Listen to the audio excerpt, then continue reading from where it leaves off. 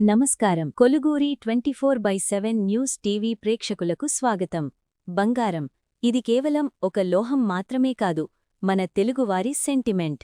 మరి ఈరోజు ఆ పసిడి ధరలు సామాన్యుడికి ఎంతవరకు చేరువలో ఉన్నాయి? షాకింగ్ రీతిలో రేట్లు పెరిగాయా లేక తగ్గాయా? ఈరోజు మార్చ్ 12, 2026 హైదరాబాద్ మార్కెట్లో పసిడి ధరల విషయానికొస్తే 24 క్యారెట్ల బంగారం 10 గ్రాములు నిన్నటి కంటే రూ. 1,090 తగ్గి 1,62,220 వద్ద కొనసాగుతోంది.